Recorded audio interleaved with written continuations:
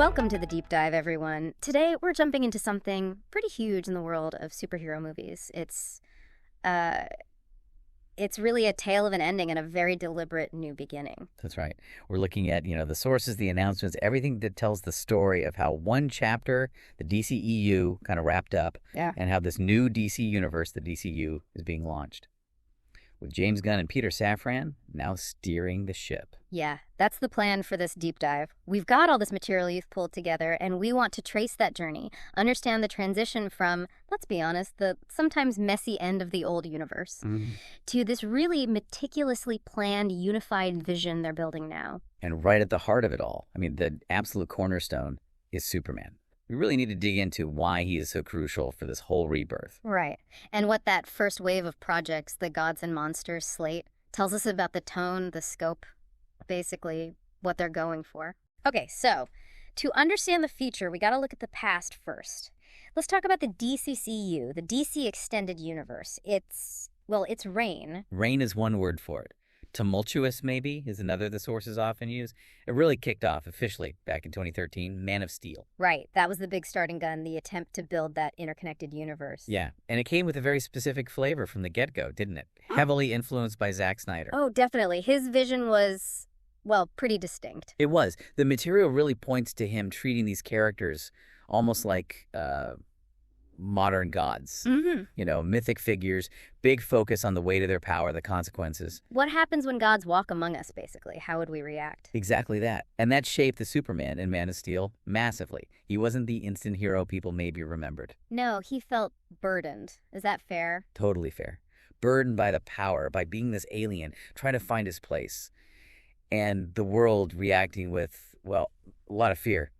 Especially after all that destruction of Metropolis, there was this sense of isolation about him. And that tone, that kind of heavy deconstructive vibe, it just got amplified in Batman v Superman: Dawn of Justice. Oh, absolutely. Doubled down, bringing the two biggest icons together, not for a buddy-up movie, but for this really dark philosophical clash. Yeah, like breaking them down. Batman was brutal, saw Superman as this massive threat. And Superman was still wrestling with it all, facing huge public distrust. It was definitely a darker take than we'd seen in live action before, maybe ever. So this whole period, Snyder's initial films and the stuff planned after, people started calling it the Snyderverse. And, it was divisive, but the sources definitely acknowledge it had its strengths. For sure. Visually, often stunning. Snyder has that style, you can't deny it. Thematically, it was ambitious, too, trying to tackle these big, complex ideas about power and fear, not shying away from the darker side. And it built this incredibly loyal fan base, passionate. You saw that with the whole hashtag release the Snyder Cut thing. Absolutely. That fan base really connected with that specific, more serious mythological take. And Henry Cavill, you have to say, within that specific vision, he really embodied it. The power, the internal conflict. He looked the part. Yeah, he looked like that version of Superman. But, and it's a big but, despite the visuals, the ambition, the fan base, it struggled, right? Broad appeal, consistency. It never quite hit like, say, the MCU did. That's a huge point the material keeps coming back to. The MCU just found this formula, didn't it? Yeah. Humor, action, interconnected stories. It just clicked with a massive audience almost right away. Whereas the DCEU, starting so heavy, it didn't quite get that same universal embrace. And for a lot of people, especially longtime fans, that Superman wasn't. Yeah. He wasn't the symbol of hope they knew, that big blue Boy Scout. It felt different, and that put some people off. Right, and the films that came after BVS often felt like, if the studio was scrambled, course correcting maybe, it got described as a mixed bag in a lot of the commentary. That mixed bag label feels spot on because you did get some real winners in there, films that worked, even within that slightly shaky universe. Like Wonder Woman, huge hit. People loved it. Totally. Patty Jenkins just nailed the tone. Optimistic, sincere, heroic. It felt right. And Aquaman was just fun, big, splashy, visually nuts. James Wan went for it, leaned into the wildness. And Shazam, too. That was great. Heartfelt, funny, brought that kind of innocent joy. But then the stumbles. And the big one, the one that really summed up the whole identity crisis, was Justice League in 2017. Oh, boy. Yeah, that movie is like Exhibit A for the problems. Snyder steps away, massive reshoots, studio tries to lighten it up, make it shorter. And the result was just messy. Yeah, totally disjointed. It didn't please the Snyder fans, didn't really please anyone looking for a straightforward team-up. It felt like a compromise that satisfied no one. And it directly led to the whole Snyder Cut campaign later on. Exactly. Okay. But the theatrical version, it just highlighted how reactive everything felt. Bouncy between tones, no clear direction.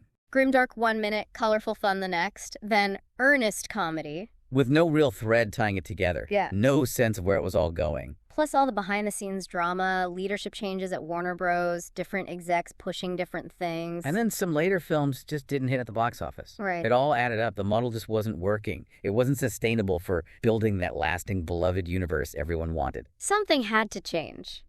Fundamentally. Yeah, the writing was on the wall. You couldn't just keep patching it up. Okay, so that sets the stage. Let's move into Section 2, the dawn of a new era. Enter James Gunn and Peter Safran. Right. Late 2022, they're appointed co-CEOs of the new DC studios. And this wasn't just a minor shuffle. The sources are clear. Their job was to unify everything. Film, TV, animation, games. One single creative vision. Not just oversee projects, but actually build a universe. Exactly. And the message was, this isn't a renovation. It's, well, the material uses phrases like demolishing it down to the foundation. Wow. Okay, so tear it down and start again. Pretty much.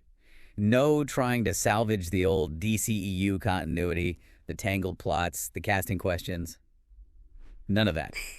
Announce a clean slate. The DCEU is done. Yeah. Officially over. And replacing it is the DC Universe. Yeah. The DCU. Brand new reality designed from the start to all fit together. Yeah, a proper transmedia thing. What happens in a movie matters for the TV show, maybe impacts a game. It's all connected. Yeah. And they didn't just say new universe. They gave the first chapter a name. Gods and Monsters, which sounds intriguing, evocative. Definitely gets your attention. But crucially, they named the first film, the one that kicks it all off. And that film is? Simply Superman. And the sources could not be clearer. This isn't just movie number one. It's the cornerstone. Symbolic, literal, everything rests on this. It sets the tone. Okay, that leads us straight into Section 3 then, the cornerstone. Why is Superman so vital here? What makes him the essential piece? Well, historically, you look at superheroes. Superman isn't just a hero. He's the hero. He's the archetype. The first one, right. 1938, he basically invented the genre. He did. The sources really emphasize that. The cape, the secret identity, the whole idea of using incredible power for good. It all starts with him. He's the template. And what he represents. Truth, justice, the American way. That whole thing. It still resonates, doesn't it? Though maybe it means something broader now. Hope for everyone. Absolutely. And at his heart, he's that ultimate immigrant story, isn't he?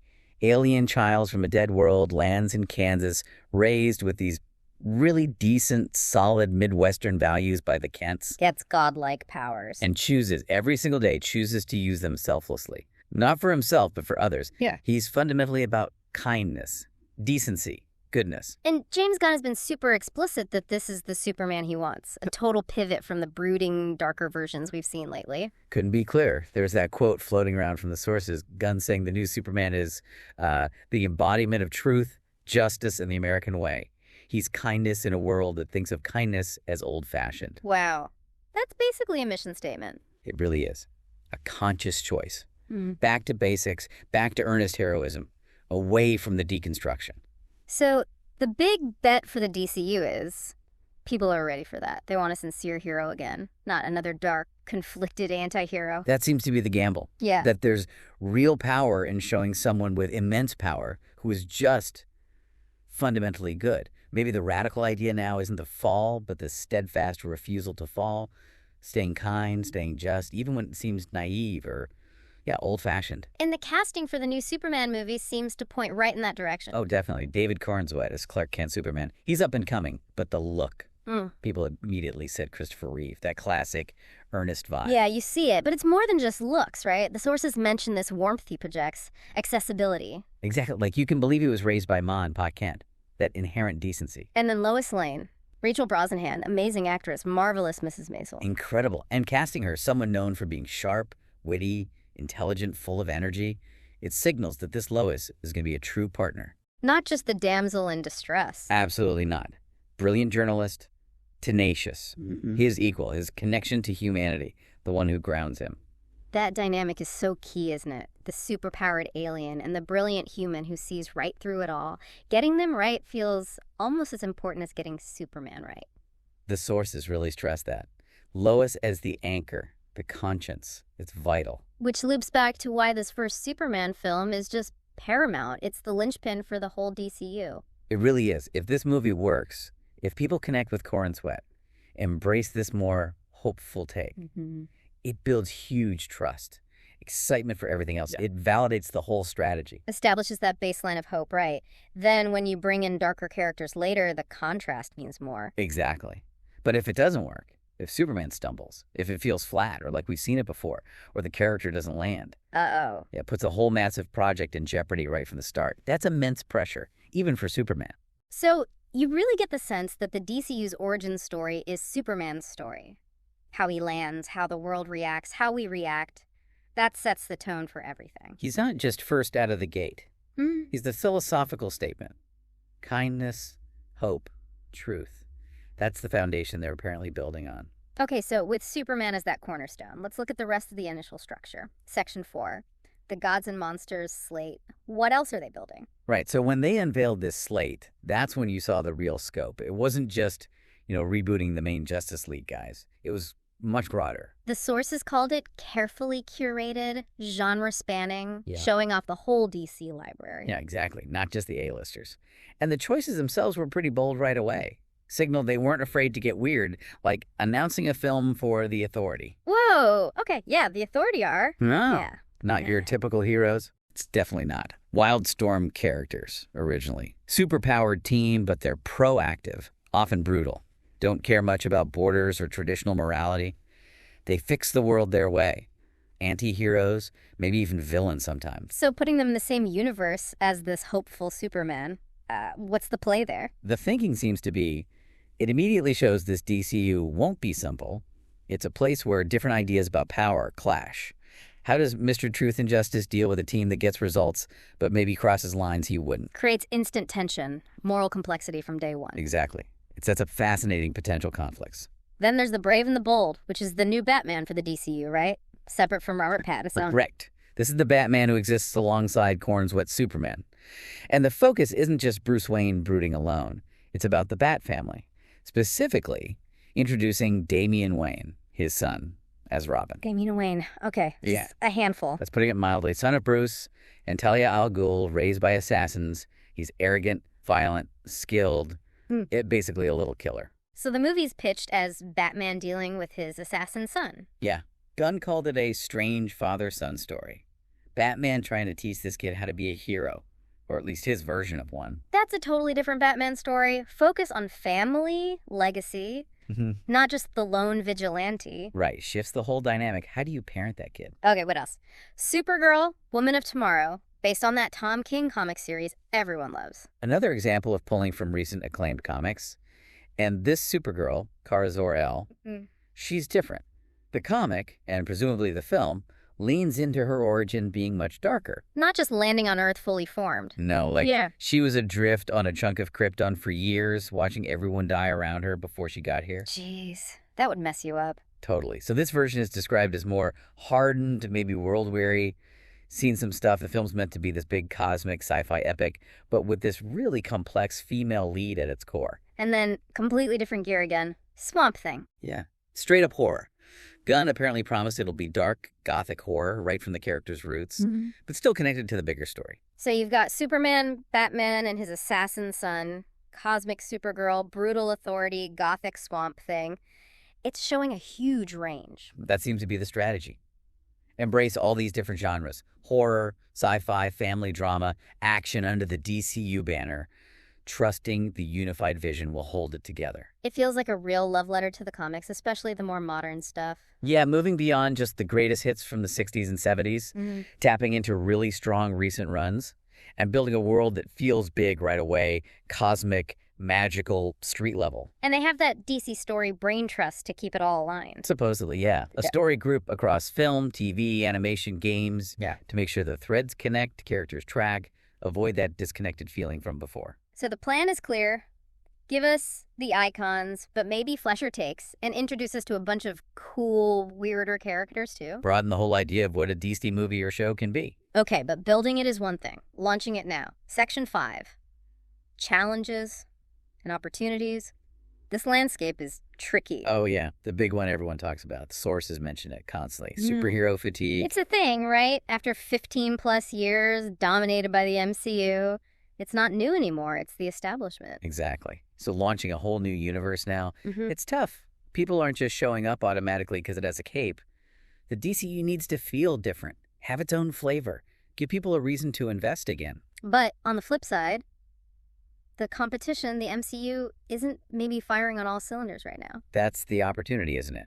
The MCU's post-Endgame phase. It's been more mixed. Critics, audiences, some complaints about VFX, maybe the overall story feeling a bit less focused with all the shows and movies. Some stuff just hasn't landed the same way. Right. So if DC comes out strong with Superman, delivers quality, character, clear direction, they could potentially capture that excitement again. There's an opening there, maybe. And what about the Elseworlds thing? Keeping Joker and the Batman separate. Smart.